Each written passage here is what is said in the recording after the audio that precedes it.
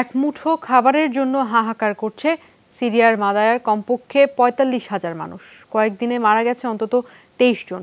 গাছের লতাপাতা ও ঘাস খেয়ে ক্ষুধা নিবারণের চেষ্টা করলেও মৃত্যুর মুখে আরও হাজার খানেক। মাদায়ার অবস্থাকে দুর্ভিক্ষের সাথে তুলনা করেছেন মানবাধিকার কর্মীরা। মাদার মতোই কেফরায়া ফোয়া সহ সিরিয়ার বিভিন্ন শহরে খাদ্য সংকটে আছে অন্তত ৪ লাখ মানুষ।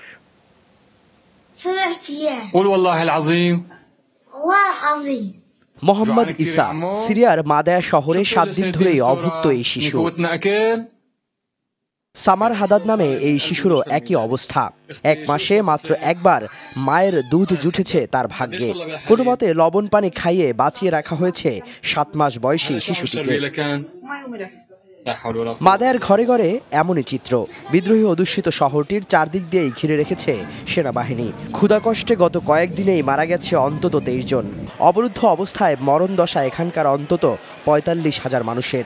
গাছের লতাপাতা এমনকি ঘাস খেয়ে দিন পার করছেন এখানকার বাসিন্দারা।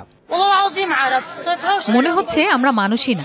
এইসব শিশুদের কি অপরাধ? তারা কি অন্যায় করেছে? কেন তাদের খাবার থেকে বঞ্চিত করা হচ্ছে? ২ মাস ধরেই কোনো খাবার নেই, পানি, বিদ্যুৎ নেই। মরতে বসেছি আমরা, আমাদের বাঁচান। অসুস্থদের সেবা দেওয়ার মতো চিকিৎসক ও ওষুধও নেই সিরিয়ার পাহাড় বেষ্টিত শহরটিতে। প্রতিদিন কেউ না কেউ মারা যাচ্ছে। আজই ৩ জন মারা গেল। অন্তত ১,০০০ মানুষ এখন মৃত্যুর মুখে। বাজারে খাবার থাকলেও দুর্ভিক্ষের শঙ্কায় তাও বিক্রি হচ্ছে অকল্পনীয় দামে। মাদায়া, কেফরায়া ও ফোয়া শহরে মৃত্যুর মুখে কয়েক লাখ মানুষ, এমন সতর্ক বার্তায় দিয়েছে জাতিসংঘ এবং মানবাধিকার কর্মীরা।